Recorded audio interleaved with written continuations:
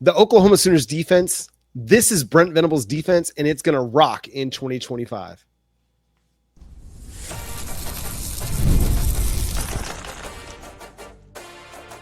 You are Locked On Sooners, your daily podcast on the Oklahoma Sooners. Part of the Locked On Podcast Network, your team every day. What's up, Sooner Nation? Welcome to Locked On Sooners, and thank you for making Locked On Sooners your first listen every single day. Shout out to all the everydayers out there. Tune in and subscribe to the show wherever you get your podcasts. We're part of the Locked On Podcast Network, your team every day. Today's episode is brought to you by Game Time. Download the Game Time app, create an account, and use code LOCKEDONCollege for $20 off your first purchase over at Game Time. He's Jay Smith. You can check out his work over at Unfair Sports on YouTube. Go subscribe to that channel for all things college football and more Oklahoma Sooners content. You can follow me at John9Williams and read my work covering the Oklahoma Sooners over at Sooners Wire. Dropped my depth chart this week. 5 reasons why Oklahoma is going to be a contender in 2025. Jay, on today's show, we're going to discuss some recruiting updates, an offer to a committed player. Intriguing. We'll do that in the third segment. Which 2024 guys are going to follow the Jaden Jackson, Eli Bowen breakout that we got last year, this year? But first, let's start with this. When we look at the Oklahoma Sooners roster, Jay, in particular on the defensive side of the ball, this is what Brent Venables has been going for. What he's been aiming at is a unit that has his fingerprints all over it. All the recruits basically are his. I mean, you add in a player like a Kendall Daniels, who we've talked about this before, but John, if you really look at it, he fits the Isaiah Simmons frame that he had at Clemson. That's the player that Brent Venables has been looking for, him and Brandon Hall, since they've been here, is a guy to have that size and stature and the ability to move like that, to just toss all over the field. So you pick that up out of the transfer portal, and then you go and get out of the portal, you get yourself another edge in Marvin Jones Jr., right? But the rest of this defense is all recruits. These are players that Brent Venables and this Oklahoma Sooners staff wanted. Mm-hmm. We remind you all this on a regular basis. This staff likes their recruits. They like them a lot, and they typically try to prioritize them over bringing in other players. And we see that now. Now you see some veterans coming on the offensive side of the ball in which you get a running back and have a Jaden Hott that's only here for a year. But this defense really is full of a whole bunch of dudes that this staff handpicked. Marvin Jones Jr. was a recruit that they were going after. And they didn't land him, but they were in the mix for him. They weren't in the mix for Kendall Daniels, really, because he wasn't someone that they identified. But again, he fits that Isaiah Simmons role, John. So your safety room is full of your 22s and 23s and 24s. Same thing with your linebackers. This feels like the most Brent Venables defensive roster we've seen since he's been in Oklahoma.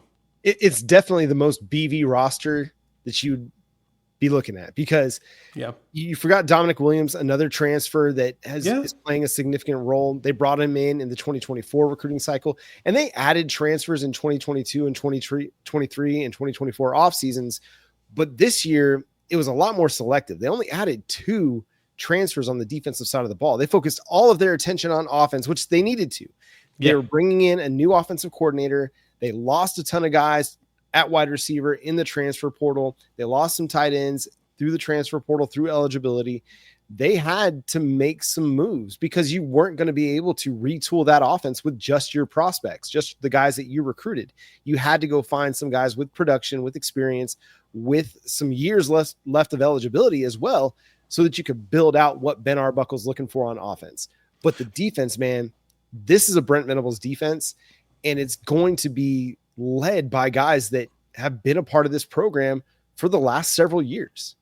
To be honest, it's funny because the offensive side of the ball is a lot easier for transfers to be integrated in, especially wide receiver. That feels like the most plug-and-play position outside of that and then running back are probably the 2 positions are the easiest plug-and-play, because sure, you need some chemistry, timing, but it's not as critical as it is when for your offensive line or the defense, especially because we know the complexities of a Brent Venables defense. That's probably the one thing we hear about the most. BV's defense is complex. and it requires a specific type of defender to be able to be good at it. And a lot of the defenders that are in it, they love it. They love Yeah. playing in his defense. Like it's something about his defense that they just love. And so in this circumstance, John, what you're looking at is a scenario where Brent Venables is now getting to have all of these guys in this system for 2 years, for 3 years, and they can teach this to any of the new people that they need to teach, and they should flourish even more than they did last season because of that. So I think that was the thing that was very interesting. We were talking about this topic when I was looking at it. I'm like, yeah, when you go down the line, you got 3 transfers. That's it. Like that was honestly, I'm gonna be honest. I think that was the biggest problem you had on your defense over the last couple of years is that most of your secondary were transfers. Yeah. Like, nothing against Kearney or CJ Colden or Des Maloney, which I loved having them there, but they were really only in the system for about a year. Kearney was in there for 2, but they really weren't in there that long like these guys are now. Gentry's been in here now 3 years. Jacoby's now going into his 3rd year. Eli, of course, only had 1 year, but going into 2. So you've got a lot of guys that now have been in this system for at least 2 years, and they're able to teach other guys behind them. And like I said, Gentry being here 3 really jumps out. So this is the most Brent Venables defense that we've seen so far. And this is the one that probably should be as close to those Clemson defenses that he had at this point. Well, when you're only relying on just 2 or 3 guys to be a part of your core defensive players, be a part of your 2 deep, but everybody else has been with the program now going on their 2nd, 3rd, or 4th season. Like, that's huge, man. That's how you develop consistency year over year. It's not with a bunch of plug and play transfers that you're having to hope grasp everything that is required in this defense. It's with the guys like the Robert Spears Jennings, who's now going into his 4th season with Oklahoma. He's seen everything that Brent Venables wants him to see in this defense, and now is a leader of this defense. Kip Lewis, Kobe McKenzie, same. I mean, Kobe McKenzie hasn't played a ton, but he's been in this system now going on his 4th season, learning behind Danny Stutzman and from Brent Venables. Like, that's a dude that, okay, maybe he doesn't have a ton of starting experience, but he's going to walk in week 1 and he's going to know what his responsibilities are, and he's going to know what his job is, and he's going to play well because he's been just sitting, waiting, learning, playing rotational snaps, and biding his time for his breakout, which is going to come this year. Yeah, and he's played a lot more than we think. While at the same time, like you said, you haven't really heard his name a whole bunch, mainly because, like you said, he's the guy that comes in for Danny Stutzman. And so do you pull out Danny Stutzman for a young guy to play often? No. But Brent Venables did do that in a lot of key games. Yeah. You saw him in that Bama game. You saw him in a few others. So you've seen him get the snaps that's needed in order for him to be a leader. Like I said, the thing that always cracked me up was he would smack the bottom of one of the big defensive tackles to get them to move into the right spot. But that was him letting them know, hey, slide over. You need to be here. You need to be here. And they would kind of get into it sometimes, but you notice that those defensive linemen would listen to him because he understood how the defense works. That was the struggle year 1. They didn't understand the defense. But this year, oh boy, John, I anticipate this defense, as I'm getting more and more bullish on this team, this should be a top 5 defense in the country. You look at the projected starters, 9 out of the 11 that I'm projecting to start for Oklahoma, Brent Venables recruits. Only 2 of those guys, potential transfers in Marvin Jones Jr., Dominic Williams. And if you want to project Jaden Jackson to start over Dominic Williams, then that's 10 out of the 11 that are Brent Venables guys. Contrast that with the offensive side of the ball. You're looking at 9 out of the 11 that I'm projecting to start for Oklahoma week 1 as transfers. Yep. And John Kobe had 337 snaps last season. Yeah. So now he's about to jump up to 500-600 snaps. Mm-hmm. So easy. He's going to be extended, but the dude's going to be ready to play. That guy's going to be a baller 100%. And if you're not sure about that, just go look at, he's got the fiance speaking in the ear. I'm not sure if him and Kinsey are married just yet, but if you think she's going to settle for anything less than a baller and a dog out there on the field. I mean, come on. We don't know number 9 like we think we know number 9. McKenzie. That's right. That's right. So I'm expecting him to have a big season for Oklahoma this year. I think he's going to be one of those guys that we look back on and like, man, I'm really, really glad that he stuck around and just waited his turn, because he's going to be awesome this year. Which 2024 guys are going to break out? We've already had 2 2024 signees, and Jaden Jackson and Eli Bowen have their breakouts last year. Who's going to follow their footsteps this year for Oklahoma from the 2024 recruiting class? We'll discuss coming up next here on Locked On Sooners. And today's episode is brought to you by Game Time. Have you ever decided at the last minute to head to a ball game with friends or family? Maybe it's game day and you suddenly realize you want to be in the stands. That's exactly where Game Time comes in. It's the easiest way to grab last minute tickets without the stress. With the money you save on tickets, you can splurge on food, drinks, merch, or even invite a bigger group to come with you. Game Time makes it possible. Game Time makes buying tickets fast and simple. Prices on the app actually drop the closer you get to first pitch, and they've got incredible last-minute deals, clear seat views, and a lowest price guarantee that takes the worrying out of buying. Game Time is the official ticketing partner of Locked On Major League Baseball, making it easy to browse the app for an exciting upcoming Major League Baseball game with the Texas Rangers, the Kansas City Royals. I know there's a lot of St. Louis Cardinals fans in Oklahoma. If you're trying to make the trip up to the Lou, got to check out Game Time. So take the guesswork out of buying tickets with Game Time. Download the Game Time app, create an account, and use code LOCKEDONCollege for $20 off your first purchase. Terms apply. Again, create an account and redeem code LOCKEDONCOLLEGE for $20 off. Download the Game Time app today. Last minute tickets, lowest price guaranteed over at Game Time. Once again, thanks for making Locked On Sooners your first listen every single day. Shout out to all the everydayers out there. Tune in and subscribe to the show wherever you get your podcasts. We're part of the Locked On Podcast Network, your team every day. If you've got a topic that you'd like to hear us discuss here on Locked On Sooners, make sure you drop it in the YouTube comments. We love to take your suggestions, at least the constructive ones, and roll with those here on the show. We're getting closer to fall camp actually getting underway. July 30 is the date that Oklahoma will begin their preparations for the 2025 college football season in earnest as they wait Illinois State. So, Jay, 2024 recruiting class was the smallest recruiting class of the Brent Venables era. No, scratch that. That was 2025. The 2024 class was still a big one. A top 10 class for Oklahoma. Brought in David Stone, brought in Jaden Jackson, Eli Bowen. Jackson and Bowen were the breakout stars as true freshmen. As sophomores or second-year players for the Sooners, who are you looking at as a potential breakout player for this year? I need to go ahead and get that 5-star going. Give me some David Stone action. We kind of need him to go ahead and be that guy. And this is, to me, the year for him to do it. Like, you saw a lot of Taylor Tatum. You saw Xavier Robinson. You saw Zion Kearney, right? You got to see Reggie Powers, Jaden Hardy. You got to see that trio of players from in the secondary that we brought in which those three are going to dominate all three together once they all are playing at the same time, which I'm thinking a half of this season and all of 2026 is literally their year. 2026 is their year, period, for that trio. But to me, it's David Stone. Give me David Stone. I think that this is now the time for him to show everybody why he was a 5-star plus, especially with the fiasco of him hitting the portal and coming right back out.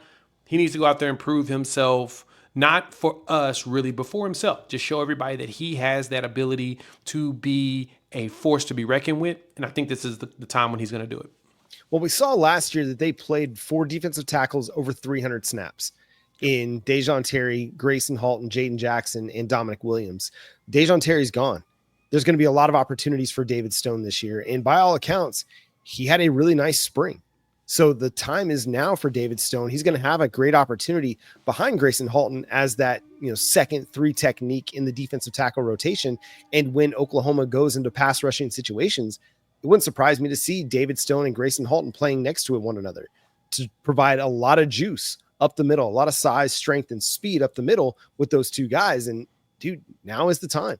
David Stone's going to have an opportunity, and I expect him to have a good year. What does a good year look like? 2-3 sacks, handful, half a dozen tackles for loss, something like that. Just being productive and doing your job. Really, it comes down to that, because if the defensive tackles are doing their job, that makes the rest of it work so much better. It allows the linebackers to roam free. It allows the edges to not have to take on as many double teams. But if he's productive, they're going to be really good. For me, you mentioned him, Zion Kearney. He played a lot of snaps for Oklahoma last year. I wouldn't say he broke out. He got opportunities. There just weren't a lot of balls being thrown last year because there was no consistency in the passing game, no trust really in the passing game, and for good reason. You couldn't trust the offensive line to block. You couldn't trust the quarterback to make the right decision or even throw the ball if the wide receiver was open. So I'm not going to sit there and say last year was a breakout for anybody at wide receiver, but I will say I do think he's got the talent to be a frontline wide receiver at the collegiate level. He's got athleticism. He's got good route running. He's got good size. He's got good strength. He's able to win down the field. He can win in the short areas and the intermediate part of the field too. He's good after the catch. This is a guy that, again, a 4-star prospect coming out of high school. He's got the tools. We just need a competent passing game for any of these wide receivers to actually shine, but in particular for Zion Kearney to have actually legitimate opportunities to go make plays. John, I wonder, how many snaps do you think Michael Hawkins Jr. is going to get this season? Oh, man, that's a great question. I think he'll get some. We'll see him against Illinois State. We'll probably see him against Kent State. We'll probably see him against Temple. And then beyond that, I don't know, man. Like, I'm not going to force the issue with Michael Hawkins Jr., but I definitely want him to get some experience. Are you leaning in on him going the red shirt this season? If you can, do it. I don't know if Oklahoma is going to be in enough games where it's going to be an issue. Does that make sense? Right. Like, they're not going to be in a lot of blowouts one way or the other. Unless you just feel like, hey, I'm Ben Arbuckle and I want to get this guy as many snaps as possible. I'm going to have a Kyler Murray package for him just to, threaten and stress defenses. We'll see. But I wouldn't hate seeing him on the field either. No, same. And I still believe that John Mateer is going to be a net positive for Michael Hawkins as far as experience and someone to kind of like shadow and be able to really refine his game behind, because we know that John Mateer has done it. He's a running quarterback, probably a lot more than Michael Hawkins, to be absolutely honest, but he's a runner. That's what he does. He runs, he'll tuck and run, has design runs, plus he throws the ball, has those weird sidearm passes that everybody loves. Jordan Rodgers was really raving about it from ESPN when we talked to him. So that was a very fascinating conversation there. But I think that Michael Hawkins, coming from the same class, should benefit a lot from having John Mateer leading the way to way that he can get ready to take over for himself. So he's one that I'm watching for, but the thing is, for me, I do see them preserving his red shirt. I don't see him playing more than 4 games. I think the best thing for Michael Hawkins in all of this is when he does get back on the field the next time, the offense is going to be much more competent around him. And it'll be his. Yeah. And Ben Arbuckle is going to be a guy that tries to tailor the offense to fit his quarterback and not the other way around. Right. So you're going to see Michael Hawkins thrive in the ways that we saw him thrive when he did play well, whether it's in the second half against Tennessee or whether it's against Auburn.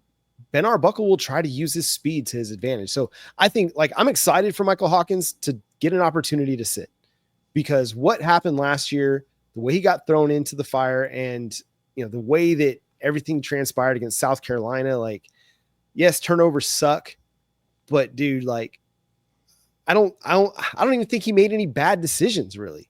They just couldn't block anybody. And if anything, that ball to JJ Hester just floated a little bit and allowed that cornerback to come underneath. But come on, at least he tried to throw the ball. He threw it.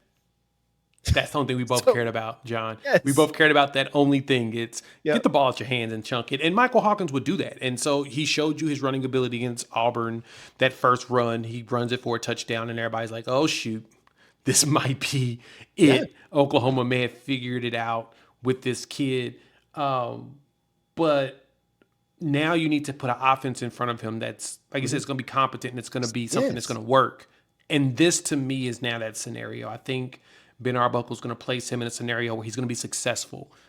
And that's where John Mateer also comes in, because he'll be that mentor of, this is what Cam Ward did for me. I'm going to pass this same thing down to you. So I think it works out better to me for Michael Hawkins. He should get some good snaps, but I do like the Zion Kearney one. You're going to hear me continuously gas him up until, he shows me that I shouldn't gas him up. But I expect him. I've been watching some of his offseason tape, just like you. The kid has been grinding. He should be ready as well. We've got some recruiting updates coming up next here on Locked On Sooners. What's going on with Jake Kreul? Jake Kreul. My apologies. Jake, not Drake. I think the Kreul blended with the J. Anyway, but Jake Kreul, the 5-star on ESPN. We'll discuss coming up next here on Locked On Sooners.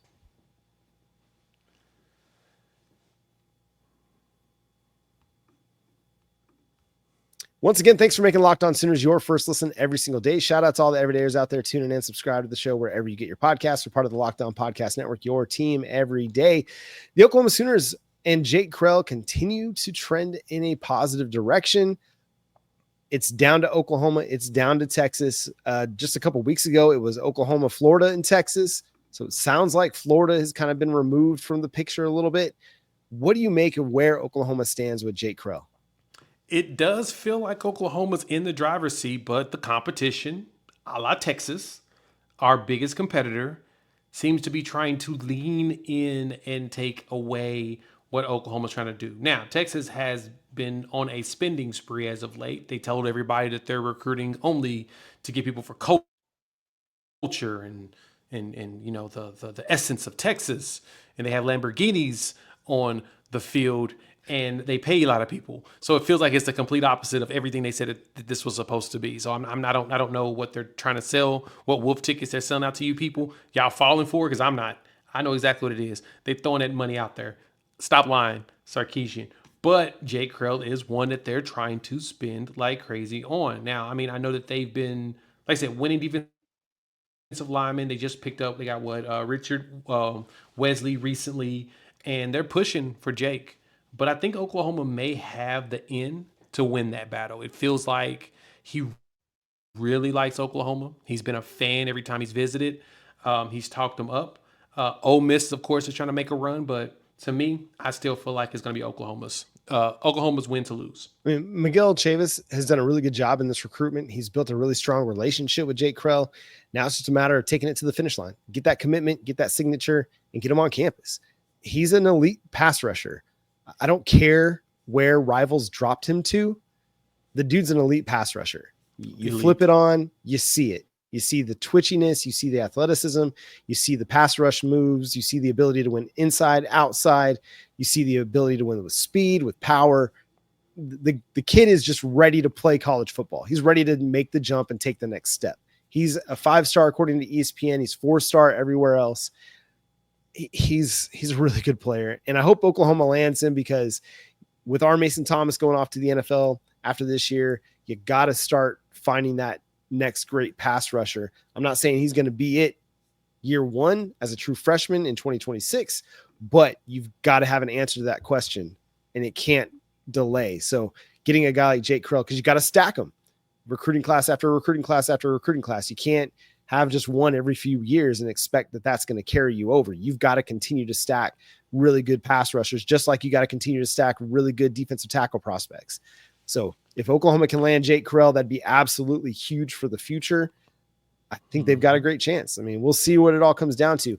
The other interesting recruiting nugget here, Jay, is Oklahoma offered a Northwestern linebacker commit, Jacob Curry, out of Ponte Vedra Beach, Florida. He's a 3-star prospect in the 2026 recruiting class. Also recently got an offer from Baylor. So I'm really intrigued by this Jacob Curry kid. We talked about him before we came on. Very interesting player here. Yeah, it's interesting about him because it looks like he plays more cheetah, like a safety hybrid, less linebacker. But the dude is everything that Oklahoma likes in a player. He hits, he wraps up. Sooner Nation, let's keep it a buck. The one thing I've complained about the most about Oklahoma's defense before Brent Venables got here is the ability to tackle, right? You want dudes that will wrap people up because they weren't wrapping up in the old regime, and we had issues with that. This kid does that. He wraps up like crazy. Watching the film, and I'm just like, okay, he puts his head first. He makes sure he's got his player wrapped, and he's driving his feet and pushing them back. He's everything that y'all say y'all want when it comes to a defender that we would go after. So to me, he's one to me keep your eyes on because I think that Oklahoma can. This is maybe one that they may potentially flip just because of the fact that he's one that goes head first into the backfield and makes a tackle. He was the all-county defensive player of the year for St. Augustine's County. He had 101 total tackles. He had 12 tackles for loss, 8 sacks, Jay. 8 sacks. Like in 7 pass breakups. Yeah, you talked about how he just kind of plays everywhere. Like literally, he plays everywhere, from lining up on the edge to playing too high safety to lining up over the slot wide receiver and playing man coverage. Like literally lines up everywhere. That's why we're thinking that Oklahoma sees him as a cheetah. And yeah, you could see him helping any college football team in a number of ways. You're not going to slot him in as just one thing because he can do so many different things for you really, really well. I like the way he times his blitzes off the edge because it's not always just a straight pass rush. Like he's a blitzer that's extra, but he times it so well that offensive linemen can't get their hands on him. He plays with good speed, good strength, good power. He finishes his tackles very, very, like if you pair him with the Jandros, like that's a lot of talent and a lot of speed that you're going to be adding to the linebacker cheetah situation in the 2026 recruiting class.